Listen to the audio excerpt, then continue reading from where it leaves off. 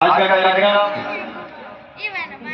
Doctor Bhimrao Ambedkar साहब की जयंती के कार्यक्रम है। इस कार्यक्रम में विचारगोष्ठी और सांस्कृतिक कार्यक्रम का शायद प्रोग्राम है। तो आपको सभी लोग बहुत अच्छे से अवगत करा चुके होंगे डॉक्टर भीमराव अम्बेडकर जी के विषय में और जितने भी महापुरुष है सबके बारे में सबने विस्तार से बताया होगा। मैं भी अपनी एक छोटी सी कोशिश करूंगा जैसा कि संचालक महोदय का आदेश है। और पहले तो मैं संचालक महोदय का धन्यवाद पेश करूंगा और साथ ही साथ जितने भी ग्रामवासियों ने प्रोग्राम आयोजित किया है उनका बहुत धन्यवाद मुझे इस कार्यक्रम में बुलाया। साथियों मेरा कहना बैठ रहा है और ऊपर से बत्ती भी थोड़ा दिक्कत दे रही है क्योंकि लगभग मुझे ये बार प्रोग्राम किया है सुबह से तो आज मुझे बोलना ही पड़ा नहीं 2 मिनट या 5 मिनट इतना ही बोला लेकिन बोला ही तो मेरा आवाज थोड़ी फिर रही है। अगर आप थोड़ा सा दिक्कत हो रही है मुझे बोलने में आपको जो समय नहीं दे पाऊंगा मैं। और ये मेरा घर जैसा है जैसा कि भैया ने बोला कि हम जब भी बुलाते हैं तो भैया हाजिर होते हैं। भाई हाजिर होने का मसला ही खत्म होगा कि हमारा घर बनाना पड़ेगा। भूला बेटा कहीं भी चला जाए शाम को अपने घर आता है तो हम घर में अपने आएंगे भैया आवाज में भैया ना चलो साथियों पिछले साल में मैं 10 कार्यक्रम में तो बहुत सारे लोग थे। आज कुछ परिस्थितियां ऐसी हैं शादी वगैरह की है तो हो सकता है इस वजह से भी कहीं हो दिक्कत लेकिन मुझे लगता नहीं है कि शादी से इतना बड़ा इफेक्ट हुआ होगा क्योंकि शादी में सारे लोग रहते हैं फिर भी कम लोग हैं। हो सकता है घरों में हाथ कर रहा हूँ काम चल रहा है गन्ना डूब रहा है गेहूं कट रहा है हो सकता है सकल सवार हो रही है। अच्छा जो शादी है चलिए जो भी है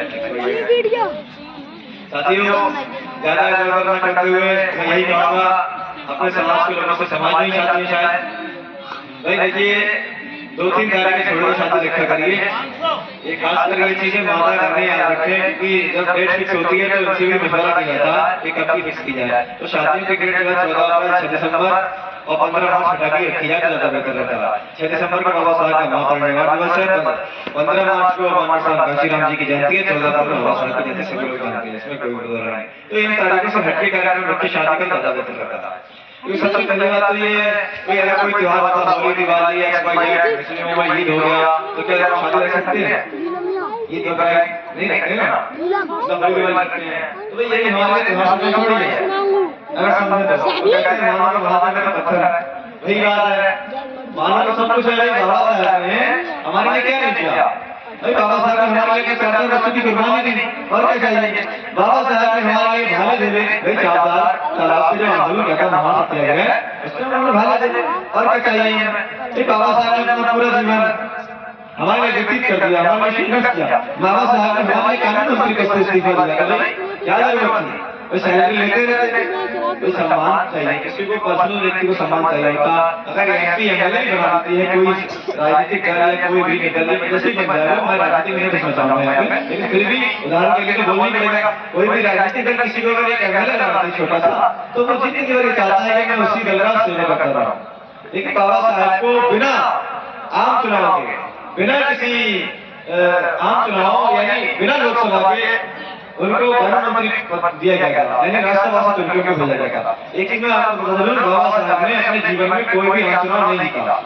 क्यों नहीं जीता? क्योंकि जो राजनीतिक ताकतें थी जो बाबा साहब को सिर्फ जाटों और एससी का नेता बनाना चाहती थी वो ये चाहती थी कि बाबा साहब अम्बेडकर पिछड़ों के दलितों के और अल्पसंख्यक के नेता के तौर पे या मसीहा के तौर पर न हो पाए उन्होंने हमेशा बाबा साहब को वोट का काम किया। कभी तो उनके खुद के पर्सनल प्यारों को उनके सामने चुनाव आया इसलिए करके उनको हमेशा लोकसभा में जाने से रोका। लेकिन मजबूरन जब कोई योग्य व्यक्ति ही नहीं मिलता था तो सबसे पहले तो कोई योग्य नेता पूरे भारत में तो संविधान सभा में प्रांत समिति का अध्यक्ष बनाया गया वो संविधान में लिखने के लिए दिया गया। उसके बाद कानून संभालने के लिए कानून बनाने के लिए कानून में संशोधन करने के लिए कानूनों को व्यवस्थित रूप से चलाने के लिए कोई व्यक्ति नहीं था योग्य तो प्रधानमंत्री बनाया उनको सांसद बना के फिर बाबा साहब हम लोगों की महिलाओं के लिए मजदूरों के लिए कर्मचारियों के लिए यानी पहले 12 घंटे 14 घंटे 16 घंटे की जो था काम कर्मचारियों कार्य करना पड़ता था।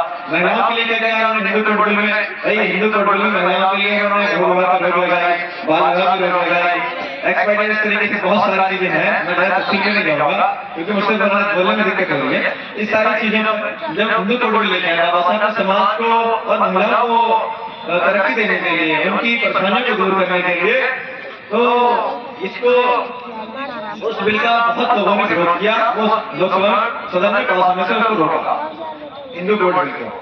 किसी को अगर इसमें संकोच हो तो वो भी विरोध कर सकता है, और अगर अभी ना करे घर पे जाके अदालत कर ले, नंबर 15 के पास होगा, सबके सामने कॉल करके मुझसे क्लियर कर लीजिएगा, मैं कुछ बोलूंगा। तो भाई बाबा साहब ने जब उसको पास नहीं हो गया, लोगों ने उसका विरोध किया हिंदू कोड बिल का, तो बाबा साहब ने खुले मन से बिल्कुल अपने बिना पद की चिंता किए, बिना पेंशन की चिंता किए, बिना तनख्वाह की चिंता किए और इस्तीफा दे दिया। मैं बोल रहा था कि अगर कोई राजनीतिक दल किसी को सिर्फ एमएलए बना दे तो ये चाहता है कि मैं पूरी जीवन अपना इसी दल के लिए समर्पित रहूं, उसी के लिए। लेकिन बाबा साहब ने हमारे लिए तो दिया इस्तीफा, लेकिन हिंदू कोड बिल हमारे लिए, हमारी महिलाओं के लिए था, कर्मचारियों के लिए था। बाबा साहब जो कहता है उनको मंत्री करने के लिए था।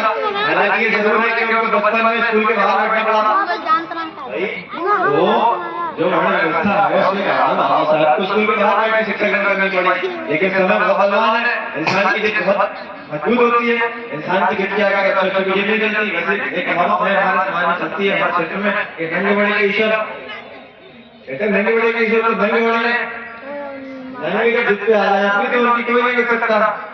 भाई ये जिद है, ये जो है नंगे बड़े ईश्वर गलत है, हम लोग कहते हैं गलत नहीं है, इसका अगर हम सही से एक्सप्लेन करें तो अच्छी चीज है। नंगे बड़े ईश्वर, नंगे का मतलब ये नहीं है कि मैं व्यवहार में बता सकते हैं, तो हम इससे जुड़े जब कोई जिद करता है। बाबा साहब ने अपने समाज को तरक्की देने के लिए, इस देश को तरक्की देने के लिए, अपने समाज को नया आयाम दिखाने के लिए महात्मा ज्योतिराव फुले जी को पढ़कर और छत्रपति शिवाजी महाराज को पढ़कर और संघर्षों को पढ़कर इस बात की ठान ली थी कि हाँ मुझे कुछ भी करना पड़े, स्कूल के बाहर पढ़ना पड़े बैठकर, या मुझे खड़े से पानी पीने दिया जाए, पानी दिया जाए, मुझे साथ बिठा के खाना खिलाया जाए, न खिलाया जाए, लेकिन मैं अपने समाज को नया आयाम देने के लिए कुछ भी करूंगा।